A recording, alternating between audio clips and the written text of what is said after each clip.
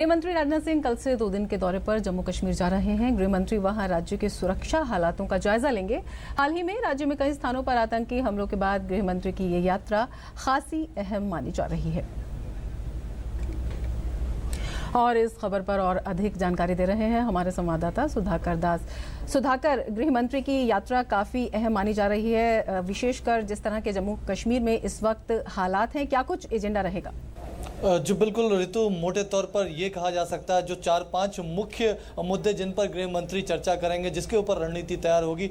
सबसे पहला सीमा प्रबंधन, चाहे घुसपैठ से निपटने का मसला हो, सीमा पे सुरक्षा व्यवस्था बढ़ाने का मसला हो, एक ये मसला रहेगा। दूसरा मसला एक कहीं ना कहीं मूवमेंट का, जो पैरामिलिट्री फोर्सेस या आर्म फोर्सेस का मूवमेंट रहता है, उसको लेकर बातचीत होगी।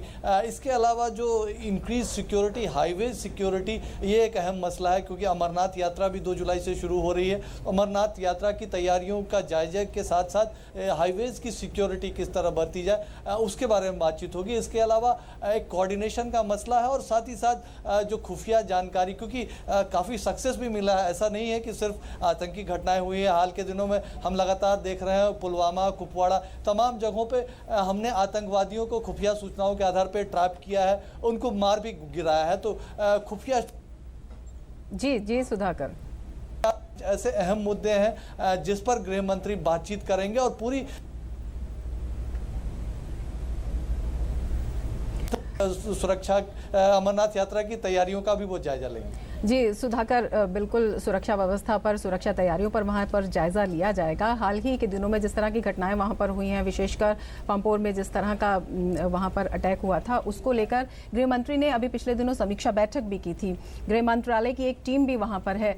उस बैठक के बारे में क्या कुछ महत्वपूर्ण जो है कदम उठाए जाएंगे, क्या कुछ बातचीत रही, और अब वहां पर जाकर किस तरह से वहां पर बैठक होगी और क्या कुछ निर्णय लिए जा सकते हैं और व्यवस्था को मजबूत करने के लिए, इस बारे में सुधाकर क्या जानकारी है? जी रमा, खास तौर पे 2 घटनाएं, बिजबेहड़ा में जो बीएसएफ कॉन्वॉय पे हमला हुआ, उसके बाद पंपोर, इन दोनों जगहों की घटनाओं के संदर्भ में खास तौर पे पैरामिलिट्री फोर्सेस की मूवमेंट के बारे में, उसको लेकर खासी बातचीत हुई। मंगलवार को उच्च स्तरीय बैठक हुई थी, जिसमें राष्ट्रीय सुरक्षा सलाहकार, उसके अलावा खुफिया ब्यूरो के प्रमुख, पैरामिलिट्री फोर्सेस के प्रमुख, होम सेक्रेटरी मौजूद थे। तो कई बातें तय हुई है, लेकिन उन बातों को जमीन पर कैसे उतारना है, राज्य के साथ मिलकर governor, CM, Jammu Kashmir police के साथ बातचीत करके एक कोऑर्डिनेशन में किस तरह से आगे बढ़ा जाए, उसको लेकर बातचीत होगी। साथ ही साथ कुछ और बातें, अहम बातें तय हुई।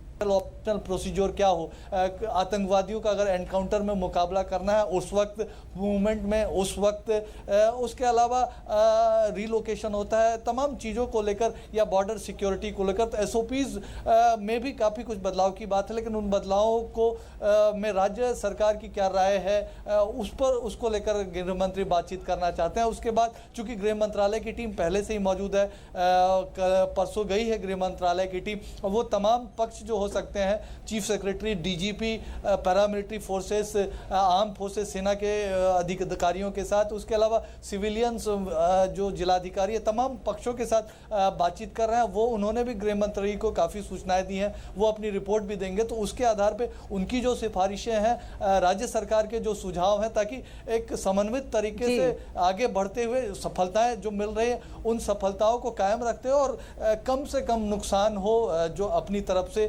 भारत को कम से कम नुकसान हो, उसका ध्यान रखा जा सके, उस बारे में पूरी बातचीत होगी। जी सुधाकर, शुक्रिया पूरी जानकारी के लिए। बुलेटिन